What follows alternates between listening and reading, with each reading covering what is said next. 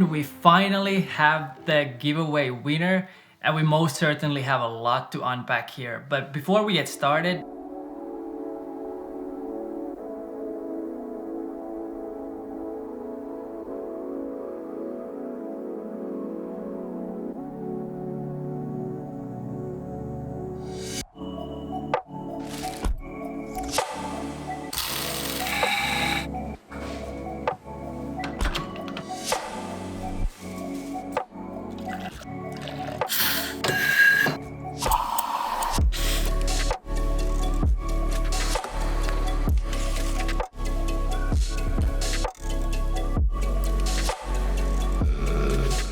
excuse me.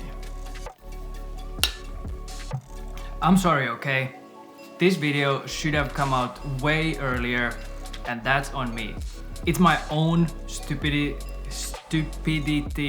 that caused the delay, and it's completely ridiculous, but let me try to explain. During the past year, when the pandemic started and the entire global economy took big hits, the financial markets have not only recovered well, but they have been thriving. And for the past few years, I have regularly invested some of my income into stock markets and some cryptocurrencies as well. This has been just a small hobby for me to generate some extra income, hopefully, and to keep my interest up in the economy generally and also in the stock markets. That's because naturally, if I have some skin in the game, I want to know how those companies are doing that I have invested in, and also to keep my interest up and pay attention to the companies that I potentially want to be investing in. So far, this has been just fun and games for me, and I have really enjoyed finding people on YouTube who make really amazing content around personal finance and investing, and guys such as Meet Kevin,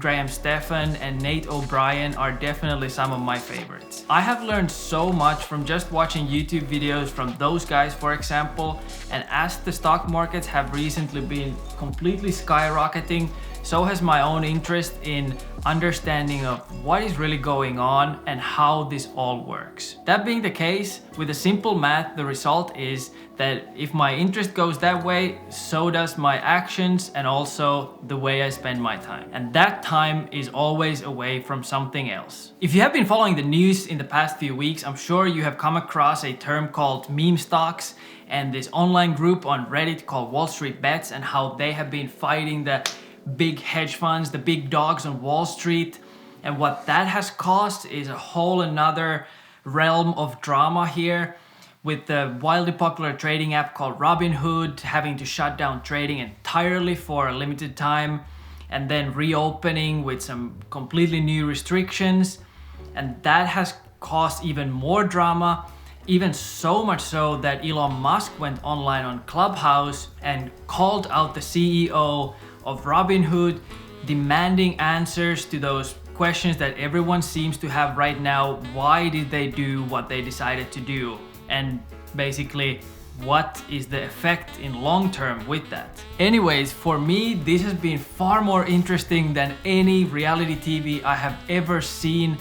And unfortunately, what this has also caused is me basically just following the stock markets all the time. Guess what is still undone? Yeah, this freaking video and all the other videos I scheduled to make. In my case, there is no switch that I could just turn off and shut down all the noise in my head and focus on the work at hand. No, I need to clear my head completely. And to get back on track, I need to get some fresh air. So I get out, get some fresh, crisp, cold Norwegian winter air. What's funny is that usually I don't even run during winters because it's so dark and cold here in Norway. But during the past few months, I've had no choice but to get out and clear my head and go running almost every single day.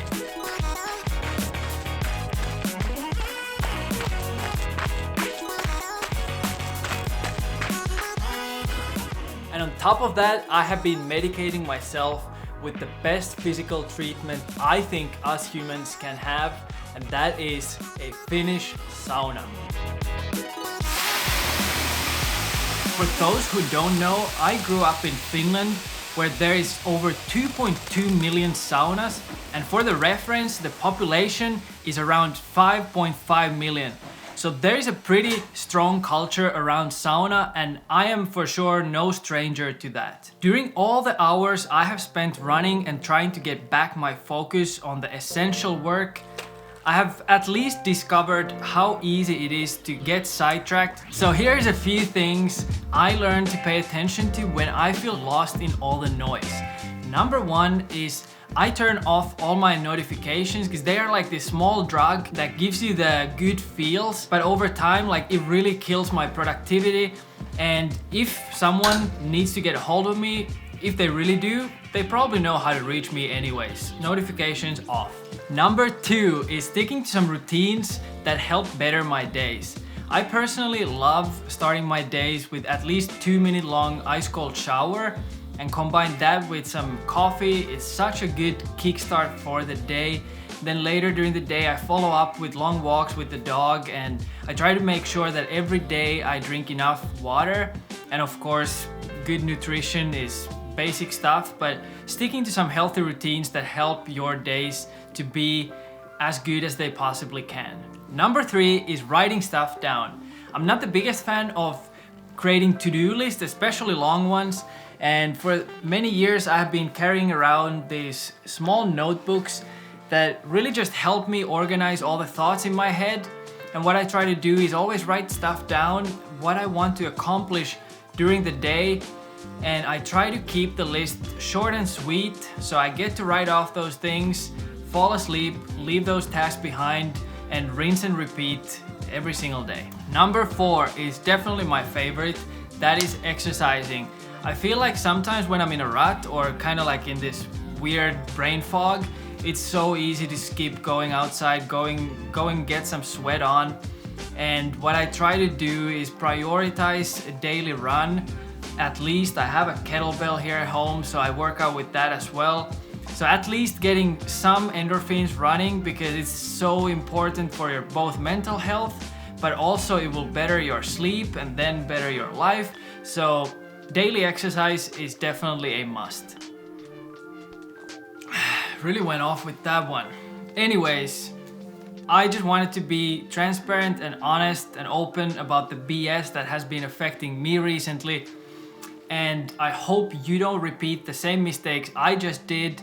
And at least, for goodness sakes, do not throw your money into those meme stocks at this point, unless you are willing to lose that money and probably lose some sleep on the way as well. Oh yeah, we also did have the camera giveaway. Come on guys, I received so many incredible messages from all over the world, and I tried my best responding to every single one of the comments, and definitely spent a good chunk of time doing so. And if I did not get back to you, I'm sincerely sorry. I tried my best, and I guess it's time to reveal who won the camera.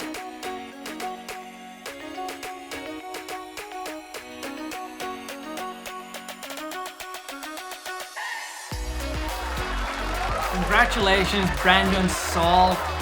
You are the new owner of this Olympus EM-5 set. I'm so stoked for you, and I loved also what you wrote. And I definitely hope that this beast of a camera will serve you well. And the next thing is just slide into my DMs with your shipping details, and let's get this thing to you as soon as possible. One quick note to keep things fair: if the winner does not reach out to me in the first 36 hours, I will pick another winner. I hope that won't be a problem. And you can find me on Instagram at Joel Hyppönen. Congratulations once more, Brandon, for winning the camera. And thank you for participating and watching this video. And big shout out once more to Olympus for being such a great company and supporter for us creatives. For us, it's time to go for our evening run. I will see you in the next video soon, I promise. Peace. Let's